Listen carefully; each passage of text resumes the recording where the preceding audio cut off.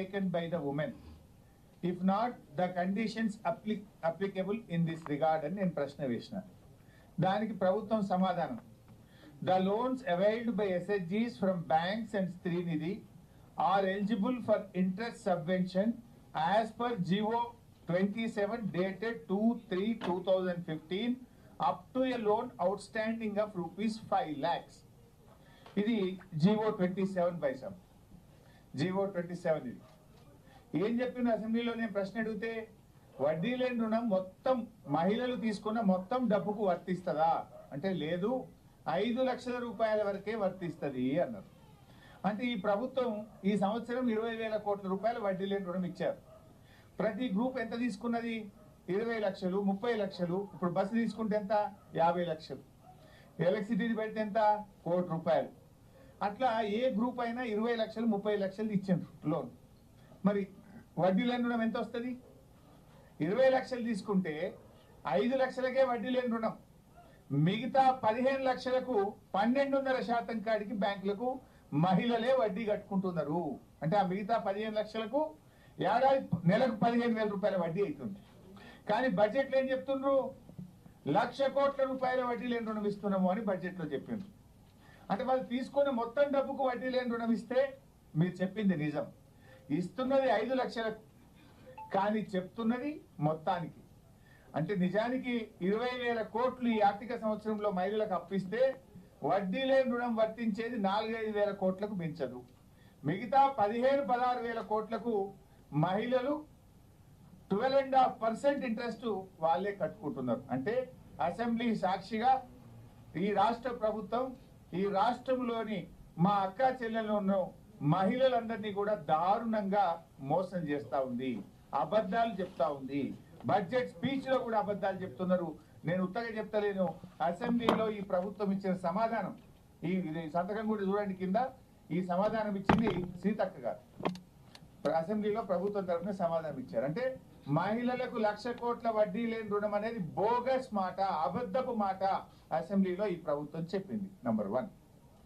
Number 2, stitching charges. అది ఇంకా joke ఏంటంటే, పోయినసారి అదే పేజ్ 35లో చెప్పిండ్రు 2024-25లో, ఈసారి కూడా మక్కి అదే పేజ్ 35లో చెప్పిండ్రు. పోనీ అమలైందంటే కాలే.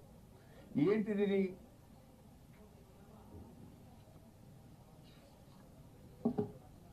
పేజ్ 35లో మీరు చూస్తే స్కూల్ యూనిఫామ్ల కుట్టి ఛార్జీలను జతకు 50 రూపాయల నుంచి 75 రూపాయలకు పెంచడం జరిగింది అని ఇంకా చాలా ఎక్కువ చెప్పింది, దానికి టైం లేదు.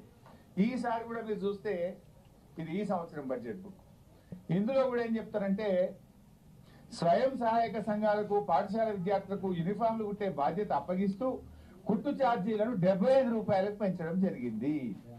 సేమ్ పేజ్ 35 మక్కి కొట్టిరే, మారం కూడా మారలే. అయితే దీంట్లో ఏముంది? నిజంగా 75 రూపాయలు ఇచ్చిందా? ఇక ముఖ్యమంత్రి గారి స్పీచ్ కూడా మీరు ఈ మధ్య వినే ఉంటారు. గత ప్రభుత్వం ఉన్నప్పుడు 25 రూపాయలు ఇచ్చింది, మేము 75 చేసినామని చెప్పి అది ఇంకింత అబద్ధం మాట్లాడు. ఓపెన్ స్పీచ్ ముఖ్యమంత్రి గారు బహిరంగ మీటింగ్ లో చెప్పింది. నిజమేంటంటే మేమున్నప్పుడు 50 రూపాయలు ఇచ్చాము, మేము మహిళా సంఘాలకే ఇచ్చాము, ఈ ప్రభుత్వం కూడా 50 రూపాయలే ఇచ్చింది.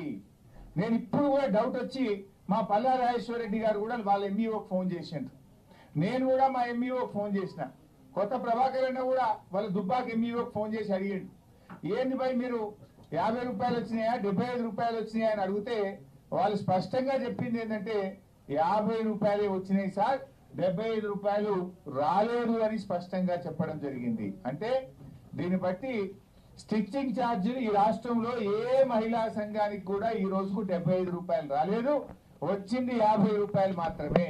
బట్టి గారు మధురకు పోయి మీ మహిళా సంఘాలను అడుగుదామా, లేదు సిద్దిపేటకు వస్తావా, మా మహిళా సంఘాల దగ్గరికి పోయి 75 రూపాయలు ఏమైనా ఇచ్చిందా అని అడుగుదామంటే నేను I'm ready, are you ready అని అడుగుతున్నా.